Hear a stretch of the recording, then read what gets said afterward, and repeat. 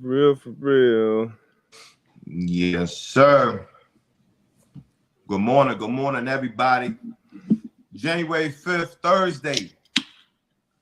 I may be one and a half. Got my guy in the Thunderdome, D Butt. What's Yes, going on? sir. How you What's feeling? happening? Feeling good, man. Feeling good. New year. We 5 days in now. 5 days in. You know what I mean? Still doing all the things I said I was gonna do coming in this new year. But Okay. I'm feeling good, man. Got a weekend, obviously a huge weekend of football. Had a big weekend last weekend, and then obviously had the Monday night game, and then the horrific injury situation with Demar Hamlin that we're gonna get into. But feeling good, man. Vibes are good. How are you on that end? Good, man. Same here, man. Vibes is good. I really didn't set any New Year's resolutions this year, man. It was just one of them things, like just continue to grow. So, but all is well. Spirits are good vibrations. Mm-hmm. So man, we here, and like you said, obviously we're gonna talk on the Demar Hamlin situation. Scary moment. The Hall of Fame finalist was announced last night, man, and we got some guys on there. Well, all of the guys up there are deserving. Yep. But obviously, two coach greats in the Ring of Honor, man. We'll touch on that as well. Then the NFL playoff picture, man, and might even talk some NBA basketball today, man. Okay. So yeah, we'll tap in with y'all. We catch y'all on the other side. Yes, sir.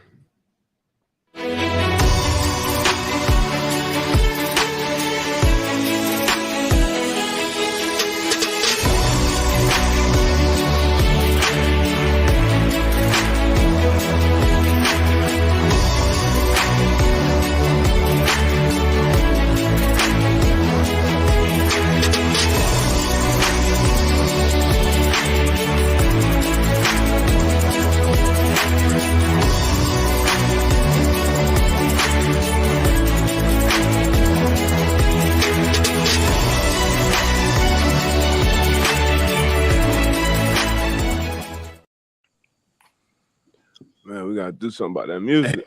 Hey man, I just said the same thing, but hey, we working on that. That's in the works. That got to get changed up ASAP. Yo, music weak as shit. Yeah, Nah, weak but as hey, shit. that was the first time I heard. I don't know if you heard it beforehand. I know I jumped in here a little later after you, but my headphones tripping a little bit. But our last music got a copyright tag out of nowhere. You know what I'm saying? Somebody hating. Yeah. See the pod growing, see the pod making move. We done had that music for how long now? 3 years. Yeah, three going on 3 years. And now but now we gotta switch it up, come up with some original music, which is gonna be dope. But yeah, that one ain't gonna get it. Yeah. Now we got something in the works for sure. Before we went to the intro, man, said we was gonna touch on this, Demar Hamlin. Everybody watching the Monday night game, Bills against the Cincinnati Bengals. It was a highly anticipated game. Two great teams, but early in that game, Demar Hamlin went down, and everybody knows the story. CPR, and they ended up suspending the game, which I thought they should have done. Call. No question. Yep. Right call. And just a brief update. We were just kind of talking about it. Adam Schefter, I just see he just tweeted that Demar Hamlin's father addressed the entire Buffalo Bills team and said that he was making progress, and said the Buffalo Bills team was happy to hear that announcement, man. But I just want to ask you, former player, I know you've been in that position a number of times, like just your feelings, man, and your just thoughts, like when you saw that play on the field. Yeah, so it was crazy. I was actually moving around, so I wasn't watching the game live. And like hit me like, yo, you see what's going on? Down on the field. So once I got into it, I actually was seeing the images kind of after the fact. Yeah. And just seeing those players and the teammates and their reaction, and the opponents, and just everybody had just looked like just completely shook. And like you said, it's a situation somewhat similar that we've seen on the field. We've seen people be carted off. We've seen people getting air cast or have to get in an ambulance or things like that. But I never seen a situation like that on the football field, and that was like it like shook me, to my Yeah. core, like for real, because we know what we sign up for to an extent, but we don't ever think we'll be in a position where we're on the field fighting for our actual lives. Facts. You know, the risk of being paralyzed or having a significant injury, but nothing like that. So that was very, very scary. Obviously a lot of people was reaching out at the time, and I was trying to reach out to my people that I knew in Buffalo, trying to get an update, and at the same time, respecting, what they just recently have gone through and seen their teammate go through as well. So now, we've just been anxious since really that moment. Since the moments we saw on the field and then leaving the ambulance, leaving the stadium, we've all been anxious for just updates, just positive updates. On Demar and his well-being, because really, that's what matters on the absolute most. So, getting an update from Schefter, getting an update from hearing that his dad talked to the team. I know that was something that you would want as a teammate. Especially with them they're going back to practice today. Yeah. And like you said, it was no way, no chance that they would have been able to get back out there and finish that game and play that game that night. So, the coaches, the players, the NFL, everybody made the right call from that standpoint. Everybody's putting such a obviously Demar, and that's what only matters, the situation he was put in, but then everybody around, the people covering the game, the media, the doctors, everybody's putting a tough situation to deal with, the unprecedented to an extent. So it was crazy, man. But yeah, it definitely shook. That was something that shook me to my core right there, man.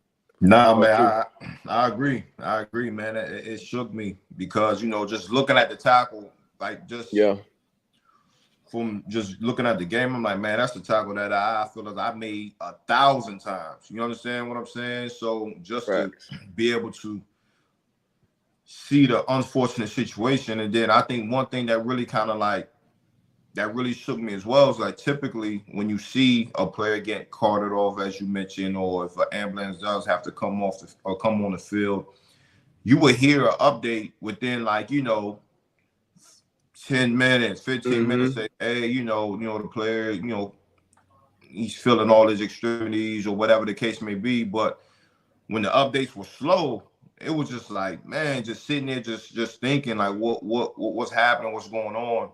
But again, to your point, man, like it shook me to the core, man. Never have seen anything like that, whether rec league, high school, college, pros, man. It was just one of them things that you could just sit there and just pray Yeah. and pray. And again, as you said, like I think everybody was caught off guard where on the Mm-hmm. sideline, the reporters, the players, and just sitting back and just looking at Ryan Clark and just the way they were able to handle that, way Booger and them were able to handle that when they was Yeah. kind of thrown into the fire.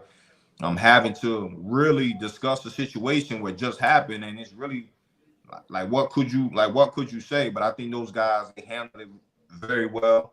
So again, man, prayers to Demar, his family, that Bills organization, everybody, because it Yeah. was something that we've never seen.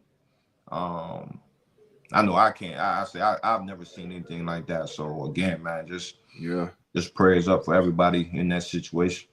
Yeah, never seen it. I know somewhat recently, I know it was a couple basketball players I want to see that collapse Yeah, on the court, but to your point, never seen that on a football field. And those guys and young ladies that covered it as well after the game, yeah, like RC, like to your point, RC, he was on with Van Pelt, and like obviously Ryan Clark has had his own experiences with nothing like this, but he had the sickle cell trait and played in Denver, and had to lose his spleen, and it was like a life or death touch and go situation there. And Mike Tomlin had to, make some decisions on his behalf, like, to basically protect him from himself. So him having that firsthand experience, him being in that chair and the way he handled it, man, that was probably one of the, best professional, like, just, I feel like he said all the right things, as Yeah. far as what he could in that situation, having his perspective, the player perspective. Lisa Salters reporting live from the field because she was From the actually field. on the field. Yep. So, when you're on the field, you kind of see, more from your vantage point. So her, and then obviously her being emotional with it as well, her being a former athlete as well. So it was incredible by all those men and women. And, hopefully we continue to hear positive reports, from Demar. The last I saw, he was still in critical condition. So it still is a very, very serious situation. And I know we always expect, just the best news to come and continue to come. And, us here, we always going to put that good energy and good vibes out there that we'll continue to get those. And then hopefully, obviously it's not important. But, hopefully we see him up, running around again, man. It's Yeah. tough. Yeah. So prayers, man, for Demar, his family. Tough. Yep. Tough. Very tough, man. Then Go ahead. nah, I was just thinking, even doing that whole delay where some people thought they were gonna get back and play the game. And it's been reports that the NFL came out and said that, or somebody told the broadcast that they had 5 minutes to warm up and play. And I think the coaches are Burrow warming up, Diggs trying to kind of rally the troops, and everybody just really still being shook. Once again, it was one of those situations where the unfortunate part of our game is something like that happens, and then that's actually the first time I've seen a game just completely stopped, honestly. Yeah, And that was obviously my first. that was a completely outlier type situation. But usually, we've been on the field where your friend, somebody you done shed blood, sweat, and tears with, getting carted off, maybe moving, maybe not moving, maybe give you a thumbs up, maybe not, and then 10, 15 minutes later, you got to get back out there and finish a football game, which is absolutely wild. So once again, go ahead. Even in practice, you've seen a number of times a guy go down, not nearly as serious as this situation, but Yeah, coach be like, Riverside, we can go, yeah, we can go to the other side of the field. While they working, like you said, your brother, your teammate on the other side. yeah. So That's it's the we always say the business of the game. You know what I mean? Let's get back to it. Let's get back to work. Yeah. We got to do X, Y, and Z. And as everybody always, what everybody's been talking about, like we just forget that. And I don't know how, just the human, the human aspect of this. These are real human beings out here that's playing this game. And a lot of times, people just, look at it as entertainment, and these guys are strong, fast. They can take, or they can handle, X, Y, and Z, man. And we just forget that simple fact. Yeah, man. We just forget that simple fact that we are human. Those guys out there are all human, man. So yeah, man. Prayers up, thoughts, prayers, sure. good energy, good vibes. To Demar Hamlin and his family, man, and his Yeah. family, because obviously his family's going through it as well. They came in that game to see their son or their brother or their nephew, what have do their thing, live out their dream. And then before the game, you get on that knee, you say your prayers. Like, I know me, for at least, I wasn't really praying for a win or a loss or interception. I was praying, go out here, be healthy, walk off this field. Like that was my prayer always. So hopefully we see him up and at it again, man. But prayers and good energy to everyone involved. Facts. Sticking to the football side, man. The modern era finalists for the class of 2023. And I'll read some. Can you see some of these names? I can. Yeah. I'll name them. We got Jared Allen, Willie Anderson, Rondé Barber, Coach legend Dwight Freeney, Devin Hester, Torrey Holt, Andre Johnson, Albert Lewis, Darrell Reeves, Joe Thomas, Zach Thomas, DeMarcus Ware, another Coach legend, Reggie Wayne, Patrick Yes, sir. Willis, and Darren Woodson. Is this Darren Woodson? Is it first? Because I see some of them in a little off color. Is that first ballot? Nah, Guys? the ones in the gold donates first year of eligibility. Okay. So that's Dwight Freeney, Darrell Reeves, and Joe Thomas. Gotcha. Obviously, you know, Great Dwight. list. Yep, you know, great list. Obviously, Dwight Freeney and Reggie Wayne amongst the finalists. You know, like we said, both of them are in the post ring of honor. Definitely wishing and hoping that they get their nod. This is year 4 for Reggie. And as we just said, this is 4th year. And as we said, Dwight, this is his first year being nominated, man.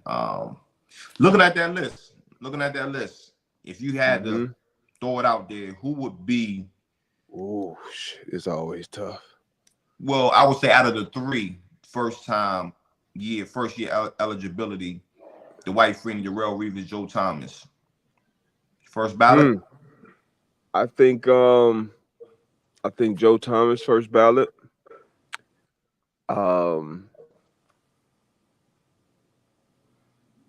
Freeney should be first ballot. 122, 120 something.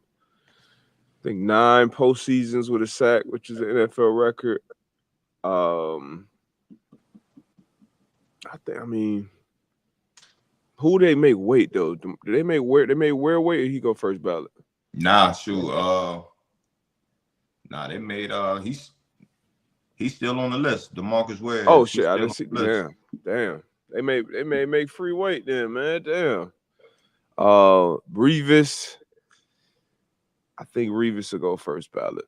I think Reeves is kind of in that Megatron-ish conversation where Megatron should have been first ballot, but you may have thought, okay, because of the his stretch of dominance, maybe not. But yeah, I think Reeves and Joe T for sure. And Freeney, I think he should be, but they may make him wait. Yeah. So typically it's around 7 guys? Yep, around 6, 7, players, and then they usually have like a contributor or 2 in there. So and it's always tough because guys been waiting. For instance, Zach Thomas, like how is he not in yet? Patrick Willis, P-Dub, he had a short career, but a very, very dominant career, I feel like, from wire to wire. Rondé Barber needs to get in, man. Yes. No questions about that. He needs to get in. Seen the stats today. I think he's the only player to have 40 plus picks, and 20 plus sacks. That's crazy. Playing majority of his career at the nickel position. Dog.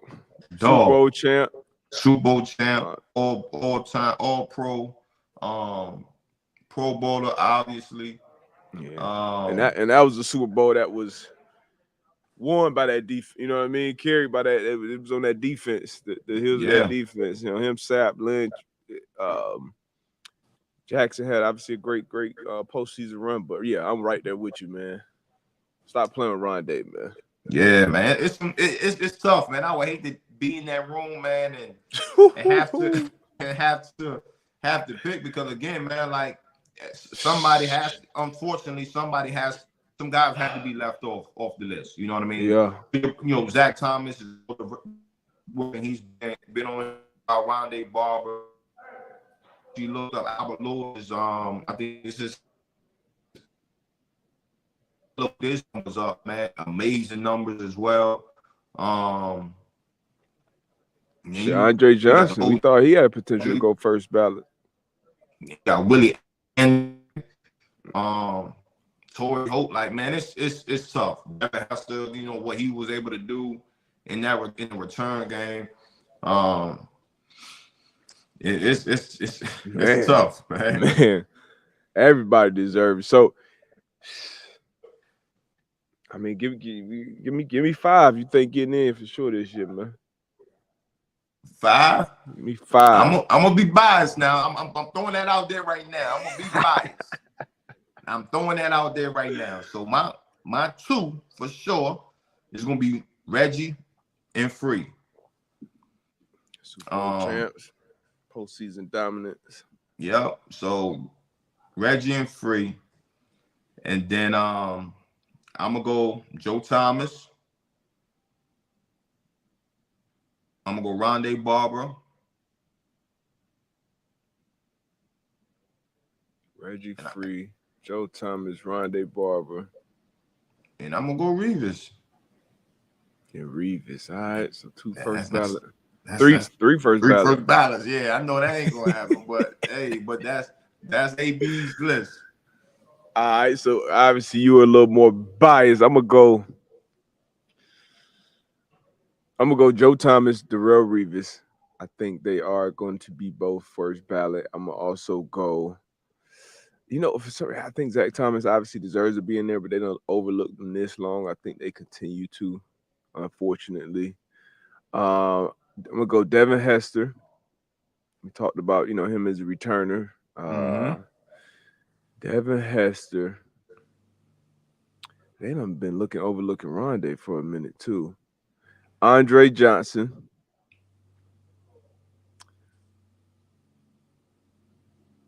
And Dwight Freeney.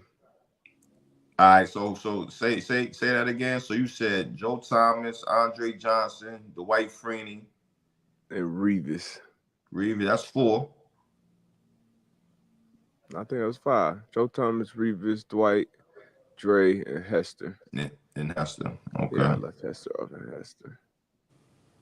We gotta get Weezy in there, man. We gotta get Reggie in there too, man. Postseason numbers crazy.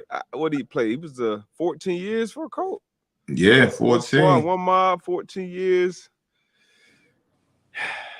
This shit tough, man. It's tough. I hate to be in that room. Shout out to the guys, man. Facts. Shout out to everybody that's able to make this finalist list, man. To be on that list, man, you got to put some real work in. You got to put some real work in. You got to be dominant over a course of a long time. This is not a 1 year or 2 year or 3 years. You had great seasons, man. This is longevity and doing it at a high level for a long clip, man. So congrats to all the finalists this year, 2023, man. So we'll definitely be looking forward to this class.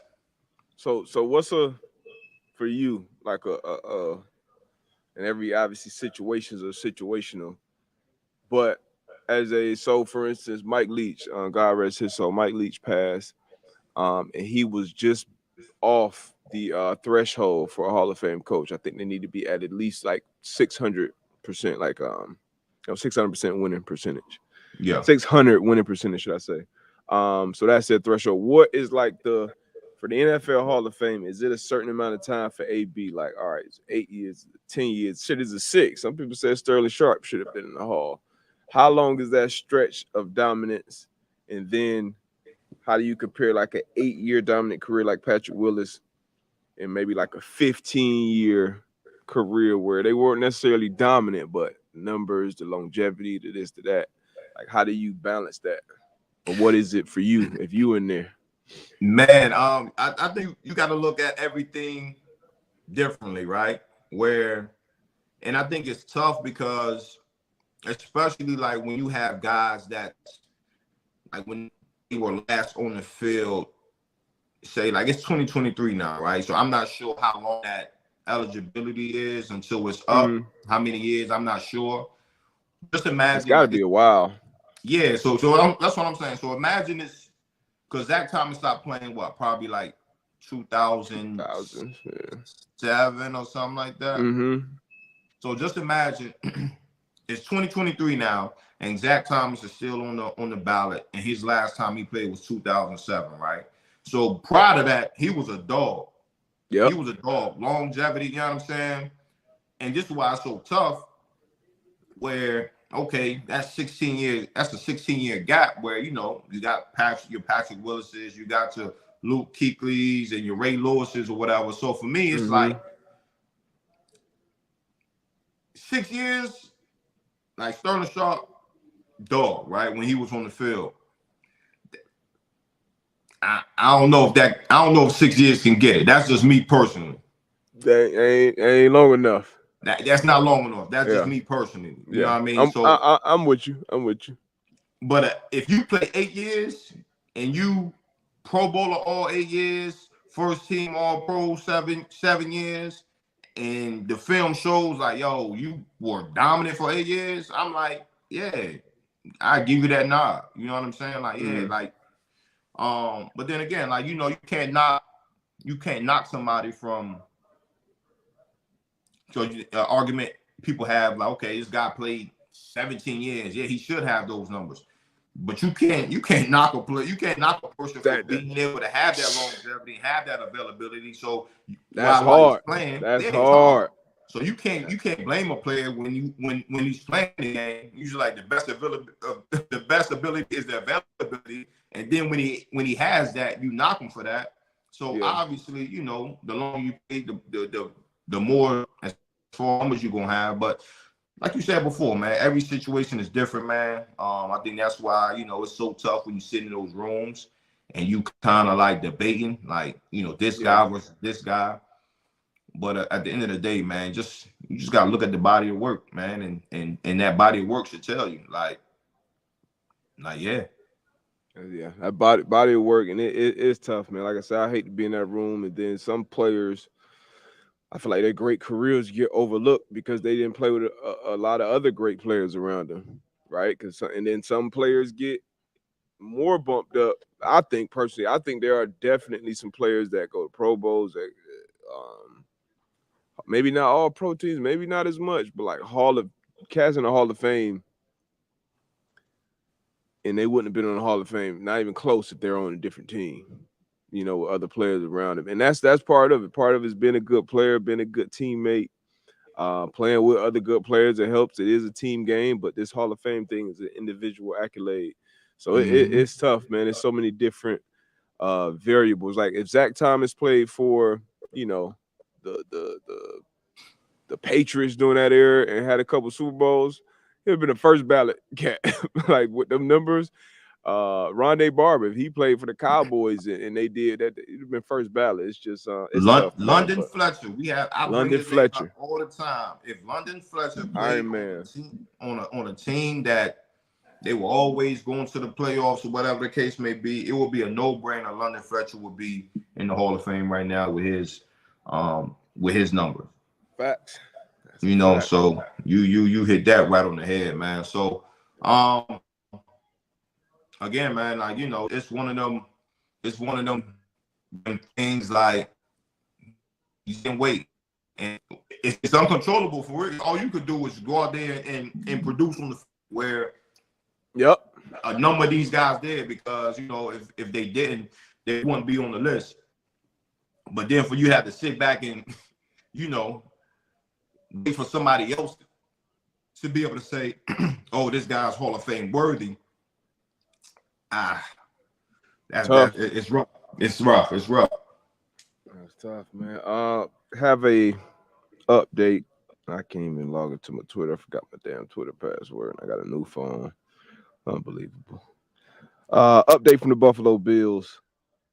Per the physicians caring for Demar Hamlin at the University of Cincinnati Medical Center, Demar has shown remarkable improvement over the past 24 hours. While still critically ill, he has demonstrated that he appears to be neurologically intact. His lungs continue to heal, and he is making steady progress. We're grateful for the love and support we have received. So I'm not sure, that is directly from the Buffalo Bills Twitter account. So once again, another good update, and hopefully we continue to receive positive information on Demar Hamlin's behalf. Yeah, man. When does that comes out? What, Super Bowl? The Super Bowl week, right? The Hall of the picks. Yeah, Who made it? I think so. That come because they at the yeah. I remember the knock. honors, right? NFL honors. Yep, yep, yep. Yeah. Yeah, yep. So we'll see what that list looks like when That's gonna be interesting, man. very. It always, I mean, it always is, really. You know what I mean? It always is. But yeah, we shall see, man. Hopefully our guys get in. Hopefully Weeds get in. Hopefully Free get in. You know, I know we played against a lot of those guys. You know, a lot of those guys on that list, and like you always say, everybody on that list is deserving. Mm-hmm. Mm-hmm. We shall see. What else we got, man? We got some huge games with Some huge huge games. implications this Facts. So this weekend. we touched on it last show, but we're gonna put it up here again. The NFL playoff picture as of right now. I'll start off with the AFC. Sitting at number one with a 13-3 record, got the Kansas City Chiefs. Number two, Buffalo Bills at 12-3. Cincinnati Bengals at 11-4. Jacksonville Jaguars 8-8. The Los Angeles Chargers at 10-6. Baltimore Ravens 10-6. The New England Patriots, the number 7 seed as of right now, sitting at 8-8 on the bubble. You have Miami Dolphins at 8-8 and the Pittsburgh Steelers at 8-8. And then we obviously gonna see what they decide to do on that AFC side, because that Bills Bengals game was huge from that regard. And then Yeah. NFC playoff picture currently: Eagles at the 1 seed, 13-3. Niners, Vikings, Bucks. Got the Cowboys, Giants, and the Seahawks, and then Lions and the Packers are on the bubble. Obviously, the Lions and Packers have a huge Sunday night football game. Right now, a huge game for both teams. Depending on what happens earlier that day, the Lions could potentially be eliminated. Could potentially be eliminated. But the Packers, their fate is in their hand. They don't need any help. If they win that game, they're in. After their terrible start to the season, they're at a point where they control their own destiny. Eagles got to win. Well, they don't have to win, but they really, really want to. Okay, so we get to this game. Lions 8-8 on the road facing the Green Bay Packers. Packers right now are favored by 4.5 points at home in Lambeau. They obviously just took care of business last week against the Vikings. Now one more win, they in, man. I think these Lions, they gonna play hard either way, eliminated or not. They gonna go out there and put it. Shout out to both these teams, man. Scratching and clawing and getting to this point. Yeah. Man. Which way you going in this one? I'm going with the Packers, D. But as you just mentioned, the Lions are going to play tough. They're going to play hard, as they have been this entire season. You know, again, we talk about a culture shift. We've seen it right in front of us, right? This Detroit Lions team, man, I feel like it's a real culture shift on the field, in the building. Shout out to Coach and what he's been able to do there in Detroit. But the Packers, man, I dead ass wrong. I remember we had that segment, dead ass wrong. I was dead ass wrong. Yeah. I said the Packers were done. They were done for, but the way they've been playing these last couple of weeks, man, all three phases. Special teams been huge for them.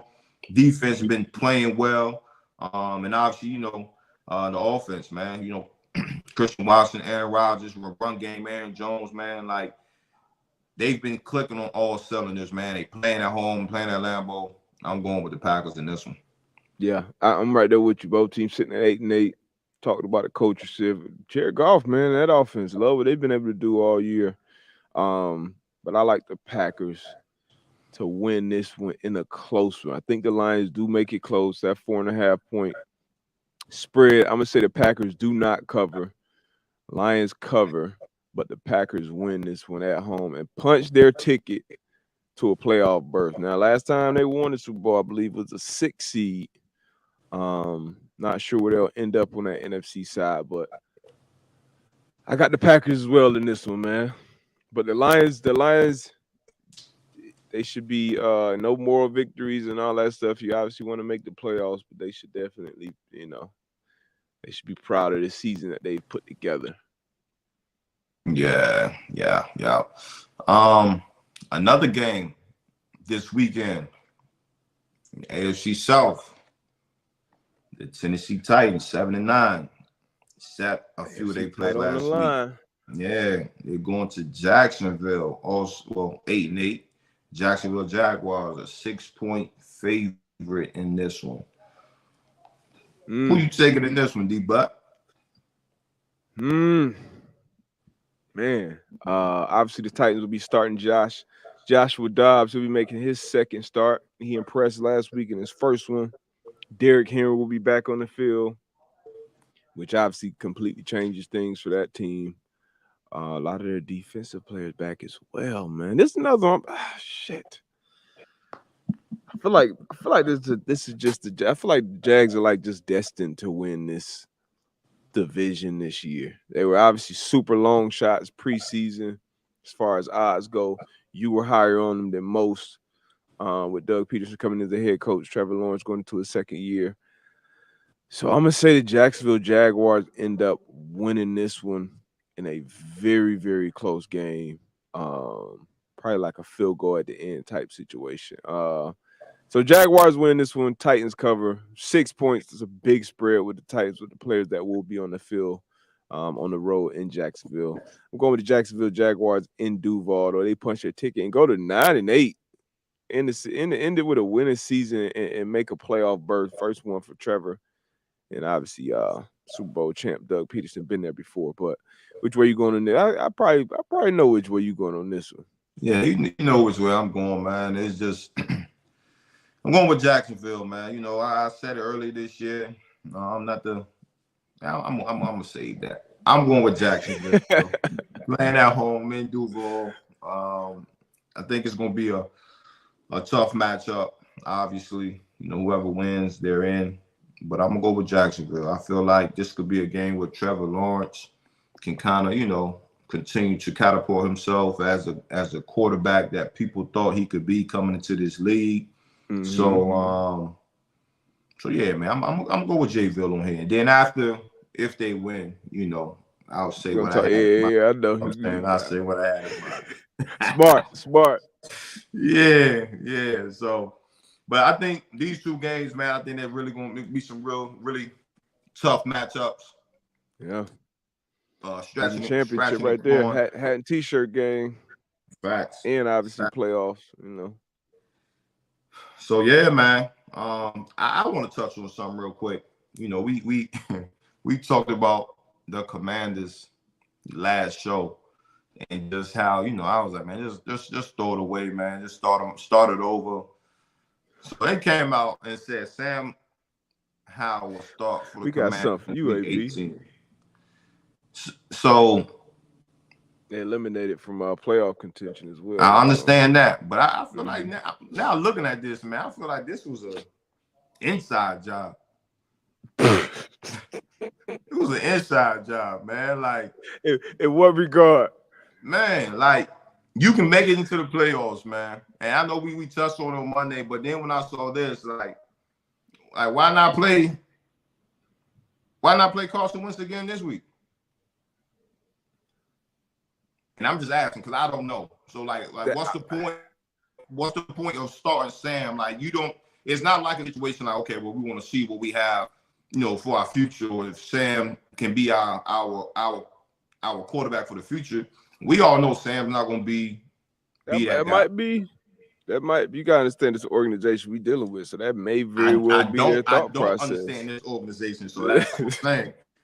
It may very well be their thought process. Hey, let's give Sam a chance. And early in the season, he was out with, I believe, a Liz Frank injury with his foot, so he missed the majority of the season. And now, eliminated from playoff contention after the loss last week, and then whatever happened after. But Carson, how do you? So you basically brought Carson in a gotta win situation. He stunk it up from wire to wire. There were opportunities to pull him and put Taylor back in. Taylor wasn't, Dan Marino out there by any stretch, but the guys played for him. He gave your team a chance out there every week. So that was the bonehead decision there from coach, GM, whoever made that decision. Yeah. And then you move on to week 18 when obviously everyone's eliminated. So you're like, hey, you know what? Let's throw our rookie out there, see what he got, see, potential future.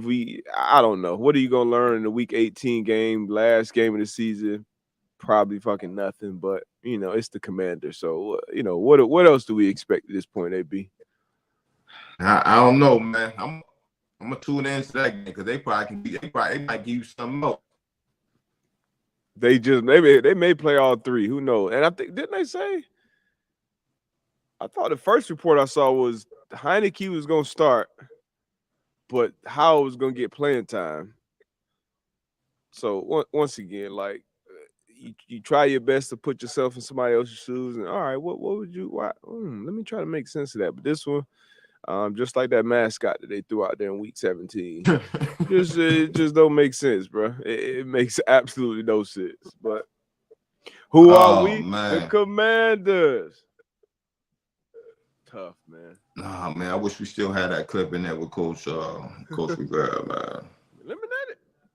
Oh man. Throw Howell in that motherfucker. I wish I knew that a couple hours ago. But man. Dang. But anyway, in that same division, excuse me. So we've been talking about the last couple of weeks this Jalen Hurts injury. Obviously, they came out of the gates hot. And then Jalen Hurts got hurt. Gardner Minshew came in and did his thing, but they've been 0-2 these last couple of weeks. And now they're in a situation where in week 18 they play the Giants. Giants are in a position where they can rest their starters because they can't really move anywhere else really. And they already punched their ticket for playoff seeding. And the Eagles will be in the playoffs, obviously, but number 1 seed is still up for grabs. I think the Niners can still get it. I believe the Cowboys can still get it. Yeah. So if they don't win this game, they could potentially lose home field advantage. And obviously they have bye week. So they'll go from 1 to 5, I believe. So on both sides of this thing, if you're the Giants, young team, first year head coach, you punch your playoff ticket, and you've been shitty for however long before that. Do you rest these young guys and go into thinking playoffs? And then on the flip side of that, Eagles, you're going to playoffs, but you want that 1 seed. Do you put Jalen Hurts back out there potentially 2 weeks before you would need to, but at least 1 week before you need to, knowing that you'll be in the playoffs? So how would you handle this, I guess, on both sides as a Giants coach and the Eagles coach? As a Giants coach, if I was Coach Daboll, I would play my starters for the first half. Okay. I would play them for the first half, whereas to your point, I don't want to give them the week off. We've been playing off. We got our rhythm going. Put them out there. We're in. Put them in there. Let them rock for a half and sit them second half. That would be my approach if I was the Giants head coach. And we talked about it on Monday's show. I would sit Jalen Hurts. I know home field advantage is very, very important, but I would feel you be yourself in the butt, and you don't want to go into the game thinking what ifs or whatever the case may be. Nobody wants to go in the game, thinking about injuries or whatever the case may be. But as a head coach, I feel as though you will kick yourself in the butt. Got Jalen Hurts out there, knowing you have, a playoff spot locked up, and he goes in and something happens, somebody falls on his shoulders, somebody falls on him, whatever the case may be, and he's re-injured, and now you in the offs and you playing with Gardner Minshew. No knock on that, but we just know that team plays different. So different ball game. So that's my take on it. I think either way you go about it, if you're the Giants, if you sit your guys, that's cool. If you decide to play them, I think that's cool too. For the Eagles, if you decide, to play Jalen Hurts because you want to go out there and you feel as though he's healthy enough to go out there and perform, I'm cool with that as well. So I don't think it's a right-wrong decision on either side. But if I had to make those decisions, that's how I would go with it. Yeah, like as a coach, you have the behind the curtain. You know what Saquon been dealing with injury wise, or Daniel Jones, or your left tackle, right tackle, left guard. The guys that may need a little rest here, and that may not. Damn, Eagles are 14-point favorites right now. I'm assuming because they're not really sure, or maybe maybe the books know, maybe the sportsbook already know. Hey, the Giants gonna be resting their guys, but obviously this is a big spread here, 14 points. But yeah, I don't mind that approach. If you're the Giants, come out, you still play. You are a young team, not used to success, collectively at least, or as a coach. It's your first time around the block. Dayball has been around some great coaches, some great teams, but playing the first half, I like that. I may personally, I'd be very careful with how I use Saquon. As far as having sure. huh? I said sure, for Oh sure. yeah. So I may have him on some type of pitch count. May potentially not even play him at all. Honestly, so Saquon would be a guy, obviously with his history, and then how much I would assume they're going to use him in this playoff run, however long it is. But I like that approach. And then from the Eagles standpoint, I think, man, you know what? As a coach, once again, you have the intel, but I'm sitting down with Jalen Hurts. And I'm like, hey, and I know what the player's gonna say. Jalen Hurts 9 times to, hey, coach, I want to be out there. I want to play with you, woo. And I'm probably gonna put his ass out there. Honestly, that's just me. He was Yeah. practicing last week, and if he tell me, hey, coach, I'm good. I'm gonna be smart with it. I'm gonna do it. Hey, Jalen, now we need you. Don't go out there trying to be, we need you to be yourself, but at the same time, you're a little dinged up. You got to be smart, because we need him. And I think this team, it would be great for them to have this home field, because it's nothing like having it have to come through your stadium, especially with how you played this entire season, and obviously you losing these last 2 games. You don't want to back into the playoffs if you don't have to. So I'll put Jalen Hurts out there. Chauncey Gardner-Johnson, he's returning from IR. So is Robert Quinn. So if they can get that extra week to get back healthy and then come back and be on that, GJ Gardner-Johnson, he's still leading the NFL in picks. He only played 11 games this season. So I think this 1 seed is huge for the Eagles. So I'm playing my guys. I'm playing Hurts, and I'm trusting him to take care of himself, man, and get this dub for us. I mean, I said I don't think you go wrong either way, but you know how it is when you out there on the field, man. Instincts kick in. So sitting in front of you, I can definitely say, yeah, coach, I'm gonna be smart. But when them things kick in, man, it's different than safety. Safety. You ain't got no choice. Safety, linebacker, tackle. Quarterbacks, obviously, you can't decide how you get hit, how you land, and all these different things. But you can't pull a Tom Brady and just fall in the pocket if you feel it collapsing. You can't run out of bounds more. You can't call less quarterback run plays, or maybe no quarterback run plays, but you're carrying out fakes and shit. So, but seeing him practice last week and them saying that he was close, that gives me more positive energy. But these coaches know much more than we do. So hopefully they make the best decisions for their players and their teams, man. But hopefully we get some good football, good games this weekend. I think we will. We will. And we touched on it. We touched on last week. But if you could give me 2 quarterbacks, man, from the NFC and 2 out of the AFC that you trust the most right now, that's looking like that will be in the playoffs. You know what? Jalen Hurts, man. This season he had, even with this shoulder, man. Give me Jalen Hurts, and give me Jalen Hurts, and don't trust Kirk Cousins in the playoffs. I don't trust Dak Prescott in the playoffs. I'm gonna put the picture. I'm gonna put the playoff picture back up there. Do I trust Brock Purdy in the offs? Daniel Jones, Geno Smith? Give me Jalen Hurts and Tom Brady, because A-Rod ain't in yet. So Give me Jalen Hurts and Tom Brady. Okay. Those are the two quarterbacks I trust the most on the NFC side. And on this AFC side, give me Joe Burrow. Okay. I'm about to say something stupid here, guys. Yeah, don't do it. Everybody might log off, my guy. Go ahead and put the camera back on me, because I might say something. I might say something stupid here, guys. But give me, I feel like Mahomes. Come on now, Mahomes got to just be on there. It got to be two quarterbacks outside of Mahomes. You trust? Okay. Because you know Mahomes at this point, like. So who you making room for? Give me Burrow or Herbert. You know I gotta make room for Justin Herbert making his playoff debut. Give me Justin Herbert at that 5 seed right now with this weapon, with Mike Williams, Keenan Allen, Everett, Eckler. The boys got a mob over there, man. If Rashawn Slater come back and protecting that blind side, nobody don't want to see these LA Chargers, man. And your guy Burrow, he's unbelievable, man. He just gets better and better every week. So that guy. So Joe Burrow first, you heard me. So Mahomes, obviously, Joe Burrow, and then I would go Justin Herbert.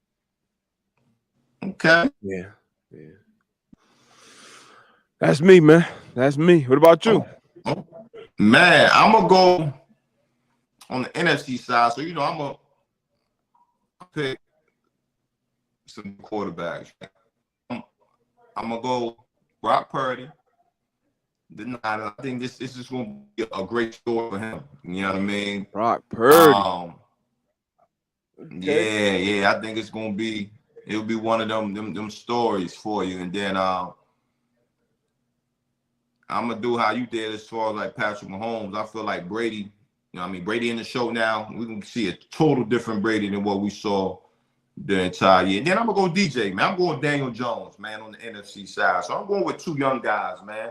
First time in the playoffs, so I'm going Brock Purdy and Daniel Jones outside of yeah, you outside the box with that one. I thought I was about to say some dumb shit. Why you should have had the camera? I'm trying to turn the camera off for that shit. I'm outside the box, and then on the AFC side, I'm rocking with outside of Patrick Mahomes, I'm going Josh Allen and Joe Burrow. Josh Allen, Joe Burrow. Yeah, my NFC side. Yeah, I'm outside the box. But what was those NFC picks again? I gotta get your camera with this. Hey man, outside of Tom Brady, the quarterbacks AB trust the most on the NFC side of who? Daniel Jones and Brock Purdy. Daniel Jones and Brock Purdy. And then Tom Brady is just the guy that you always trust in the playoffs. So yeah, all right. We shall see. We shall see. Interesting. Yeah. Looking forward to a good week of football, man. Good weekend of football, should I say. We got Saturday games, we got Sunday games. And then on Monday night, I'll be on the field again for the college football playoff national championship with TCU Horned Frogs and the Georgia Bulldogs trying to defend their national championship. We're going to be back out there in LA in SoFi Stadium. This will be my first time inside the stadium, I believe. I was out there for the Super Bowl last year, but first time inside the stadium. Hopefully we get a good, loud crowd. Not anticipating as great of a crowd we had in Atlanta. Obviously you had the Georgia Bulldogs there. You had Ohio State. And when you get to the national championship, the Super Bowl, you do have it's a little different crowd, I assume. But hopefully I'm pleasantly surprised. But this is gonna be awesome, man. I can't really read that report. I think Front Office Sports. Yep. Pat McAfee and this team will host a mega college football playoff national championship on ESPN2. Yes, sir. So shout out to Pat for allowing me to join the gang for this. This is gonna be dope. Shout out to Omaha, who worked in collaboration with Pat and obviously ESPN. This is gonna be dope, man. It's gonna be fun. Somebody's gonna win the national championship, and we're gonna be on the field calling this. So that's gonna be incredible vibes. Either the Horned Frogs, who never had, nobody had them at this point. Do you think it's going to be a good game? I do. Yeah, I do. Because shit, TCU, I didn't think and I'm I was watching more college football this year than in years past, but I thought Michigan was gonna handle business easily with the side, the offensive line, the run game, to this, to that. But TCU balled, I think, 2 pick sixes. They got LaDainian Tomlinson's nephew out there, Jim Thorpe Award winner, doing his thing at corner. Got a top 10 potentially pick at a receiver. Max Duggan, who's a dog, Heisman finalist, I believe. Yeah, they got a chance, man. I Yeah, think it's gonna be a good game. I think it's gonna be a good game. Right now, the Georgia Bulldogs, I think, are like 13.5 point favorites. I know it opened up that way at least. But I think it's gonna be a good game, man. I hope so. I hope it ain't a blowout. What you think? Which way you think see it going? um, I don't know. I mean, I'm gonna go with Georgia. Going Georgia, running back, Yeah, repeat, I Stetson Bennett. I think Georgia's gonna run it back, but I could be wrong. I haven't really paid much attention to TCU this year. Besides highlights and all, but um, I'm gonna go Georgia. I'm gonna go Georgia. There you go. I just hope it's gonna be a good game, man. Hope so, man. You got the read. Knock this beautiful read out. Yeah, knock this read out. Um, Las Vegas to the salary conversion. whew, how the weather there in Indy? Um, it ain't bad. It ain't bad. I would guess probably 40, probably 42, something like that. Hey Siri, what's the weather in Indianapolis today? There could be some snow in Indianapolis, Indiana today. Daytime temperatures will hover around 39 degrees, with overnight lows around 34 You degrees. got Siri talking over here too. Oh, I'm like, why am I hitting in my ears too? But yeah, so around 42 it Um, has. It's nice out though. yeah. So we back at it again with this no sweat first bet of Yeah. $1,000 back in free bets when you sign up using our promo code. Promo code is what? M2M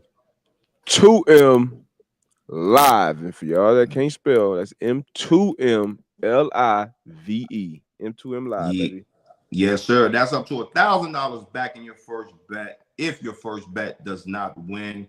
As always, give FanDuel a shot. It's easy. In 21, well, you got to be 21 and plus in select states. Yep. The app is easy to use. Always tap into my guy D, but he always, for the most part, has a same game parlay. I'm not Mm-hmm. sure what you did last time, but he's been. Hey, let's pause for a second. I won the previous Monday night game. Obviously, Yeah. this Monday night game was suspended because of Demar Hamlin's injury. Yeah. And then I will have another one. I'm actually still figuring out which game because obviously there's no Monday night game. So I'm gonna figure out either that Saturday night AFC South championship game or one of the 4 o'clock games from Sunday. But stay tapped into the page on Twitter if I can get back into my Twitter or Instagram at Darius J Butler for these same game parlay picks. There you go. There you go. And you will see why FanDuel is your America's #1 sports book. Shout out Yeah. to FanDuel being the official sponsor of the Man to Man Pod. Yes, sir. Shout out, FanDuel. Um, if y'all have any, I guess shit, you can't even tweet me. Huh? I'm trying to figure out how to put in my phone number for Twitter. They should make it easier, man. Instagram made it pretty easy. Log back in. They sent me a link. I clicked it. Sent another link. Confirmed that it's my phone. Boom, boom, boom. Twitter, You man. got Elon, figure this shit out, man. you got to shit with Elon and them, man. They on the they on the ropes right now. I saw a report on Elon said he was the first person to lose $200 billion net worth because Tesla, I believe they are at a 52-week low right now. as far as their stock go. It was Mm. actually, I don't know if you saw that story or not. This doctor tried to kill his family. Tried to Yeah, kill drove himself off and the his cliff. family. Drove off a cliff over 200 feet high in a Tesla SUV. And everybody survived. Obviously, thank God. Hopefully, everybody, I'm sure it was some serious injuries, but the fact that they survived that fall is unbelievable. Yeah. Man, terrible, Um, terrible story, obviously, but that was crazy, man. I don't get it. I do Man, not get it, man. oh, But before we get out of here, I know D-Buck got to go. It was one question, man, from G.I. Joe 317. Should Marvin Harrison Jr. sit out sophomore year like Jamar Chase did? nah. I mean, I don't think so. I think he should go out there and play ball. Was he redshirt freshman this year? So he got one more year. Go out there, play ball. Enjoy your college experience. Enjoy competing. Continue to get better. Continue to get coached up. Continue to do all these things that have made you and gotten you this far. That's just my take on it. Now, once you get, something happens, maybe you got an injury next year, or you go into the bowl season, and you want to make that decision for your career, your professional career, I think you make it at that point. But me personally, I wouldn't go and just take the season off. Jamar Chase set the season out that COVID year. He set out. Michael Parsons set out. Penei Sewell, a few other players, obviously because of what was going on with COVID. But my I would say no. That'd be my answer. I'm right What there about with you? you, man. I'm right there with you, man. Go out there and rock out. Go out there and play the game, man. Stock if it can rise any higher, go out there and do what you do. Compete. So, Yeah. but we'll see. Yeah. We'll see, man. I appreciate y'all. As always, man. Appreciate y'all showing love. We'll be back Monday, but also tune in. We may have a Saturday pick show, or you just tap into the Man to Man Pod IG page, or AB41 and D-Buck. What's your IG again, D-Buck? Darius J. Butler on IG and Twitter. And we'll give you our picks, our money line, and against the spread. So just stay got a couple tuned. Saturday games too. So yeah, Saturday night. Yeah. All right, y'all stay tuned. See y'all on Monday. Oh, peace. Figure it out.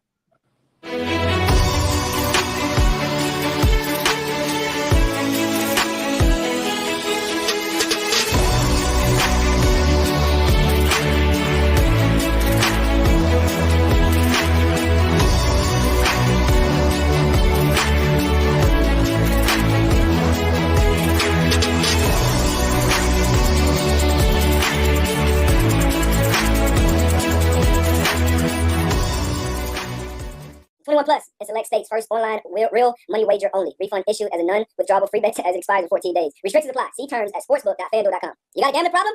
Call 1-800-GAMBLER or visit fanduel.com/RG. That's in Colorado, Iowa, Michigan, New Jersey, Pennsylvania, Illinois, and Virginia. 1-800-NEXT-STEP or text NEXT-STEP to 53342 NAZ. 1-888-789-777 or visit ccpg.org/chat in Connecticut. 1-800-9-WISIT in Indiana. Visit ksgamblinghelp.com in Kansas. 1-877-770-STOP in Louisiana, and then 1-877-8-HOPE-NY or text HOPE-NY to 467-369 in New York. Tennessee red line. All right, 1-800-889-9789 in Tennessee. 1-800-522-4700 in Wyoming, or visit www.1800gambler.net in West Virginia.